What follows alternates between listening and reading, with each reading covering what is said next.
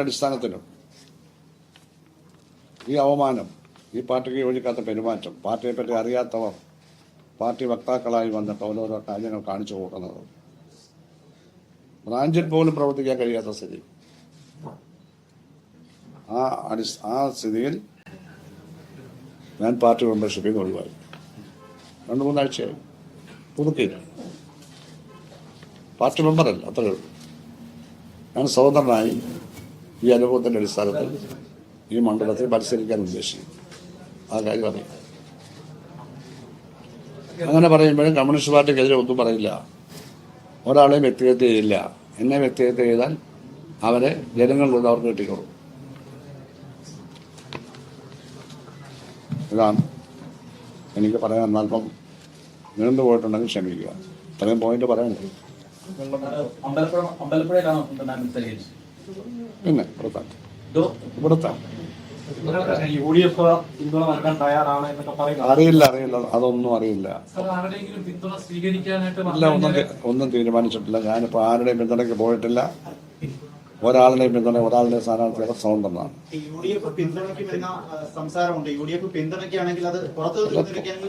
ഞാൻ പറഞ്ഞപ്പോ ആ പ്രശ്നം ഒന്നും ഇരിക്കുന്നില്ല. എന്റെ അടുത്ത് ആരും വന്നിട്ടില്ല. അല്ല, പിന്തുണ തന്നാൽ എന്ന പ്രശ്നം ഉദിക്കുന്നില്ലല്ലോ. പിന്തുണ വന്ന് എനിക്ക് അർത്ഥമൊന്നും തന്നില്ലല്ലോ. ഞങ്ങളുടെ എഗ്രിമെന്റ് ഒന്നും വെച്ചിട്ടുണ്ട്. ഈ ഒരു തെരഞ്ഞെടുപ്പിൽ മത്സരിക്കുന്ന സ്വാഭാവികമായിട്ട് വിജയമാണല്ലോ പ്രധാനം. ഒരു വിജയ സാധ്യത അമ്പലപ്പുഴ മണ്ഡലത്തിൽ കാണുന്നുണ്ടോ? അങ്ങനെ MLA ആയിരുന്ന സമയത്തെ ഒരു ജനസ്വാധീനം. അല്ല, വിജയിക്കുമെന്ന പ്രതീക്ഷയിലല്ലേ മത്സരിക്കുന്നത്, അത്രയല്ലേ പറയാൻ പറ്റും. വീണ്ടും ചോദിക്കുന്നത്, അതായത് സാറിന് പുറത്തുനിന്നൊരു പിന്തുണ വരികയാണെങ്കിൽ സാർ അത് സ്വീകരിക്കുമോ എന്നുള്ളതാണ്. അല്ല, അതാണ് ഇപ്പൊ പറയാൻ പറ്റില്ല. പിന്തുണയുടെ സ്വഭാവം അനുസരിച്ചിരിക്കുന്നു. പലതരം പിന്തുണയുണ്ടല്ലോ.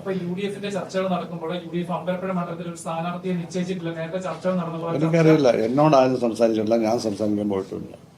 പറഞ്ഞു ഓരോപ്പിന് വേണ്ടി ഞാൻ വെച്ചിട്ടില്ല ആരുമായിട്ട്. അമ്പലപ്പുഴയിൽ മത്സരിക്കുമ്പോൾ പാർട്ടിക്കെതിരെ കൂടിയാണല്ലോ മത്സരം. പാർട്ടിക്കെതിരെ ഞാൻ മത്സരിക്കുന്നില്ല. പാർട്ടി ചിഹ്നത്തിൽ സ്ഥാനാർത്ഥി ഉണ്ടെങ്കിൽ ആ സ്ഥാനാർത്ഥി ജയിക്കട്ടെ. സോഷ്യൽ മീഡിയ വഴി ജയിക്കട്ടെ. സോഷ്യൽ മീഡിയ വഴി ഇപ്പോൾ വ്യാപകമായി പ്രചരിക്കുന്നുണ്ട് അങ്ങയുടെ പഴയ ഒരു വീഡിയോ സംഭാഷണം. അതായത് ഒരാൾക്ക് VS-ന് സീറ്റ് കൊടുക്കുന്നതുമായി ബന്ധപ്പെട്ടുകൊണ്ട് അങ്ങ് പറഞ്ഞൊരു പഴയ സംഭാഷണം, എല്ലാവർക്കും എല്ലാ കാലത്തും സ്ഥാനാർത്ഥിയാവാൻ കഴിയുമോ എന്നുള്ളതാണ്. അങ്ങനെ മുമ്പ് പറഞ്ഞിരുന്ന ഒരാൾ വീണ്ടും ഇങ്ങനെ മത്സരിക്കാൻ വേണ്ടി ആഗ്രഹം പ്രകടിപ്പിക്കുമ്പോൾ സ്വാഭാവികമായിട്ടും ഒരു അധികാരത്തോടുള്ള ആഗ്രഹം. അതാണ് ചോദ്യം. അത് ബാക്കിയുള്ളവരെല്ലാം സന്യസിക്കാരാണ് മത്സരിക്കുന്നത്, അധികാരത്തിലല്ലേ. എല്ലാവരും സന്യസിക്കാൻ വേണ്ടി മത്സരിക്കാൻ. എന്നെ MLA ആക്കിയാൽ ഞാൻ കാശി പോകണോ എന്ന് പറഞ്ഞാൽ അവിടെ ചോദിക്കുന്നത്.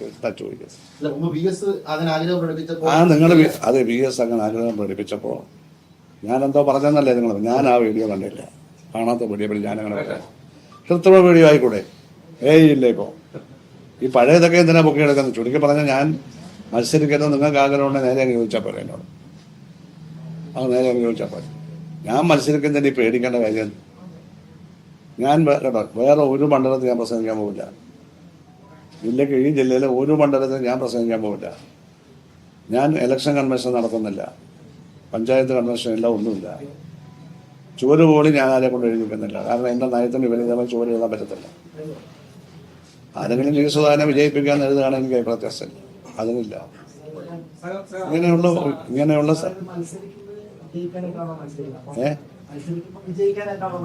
അതെ.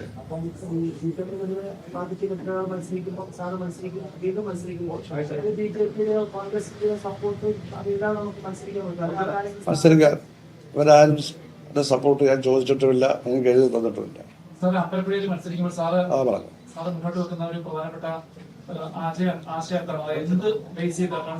ഞാൻ ഇതുവരെ മത്സരിച്ച എന്താ ആശയമായിരുന്നു അത് തന്നെ.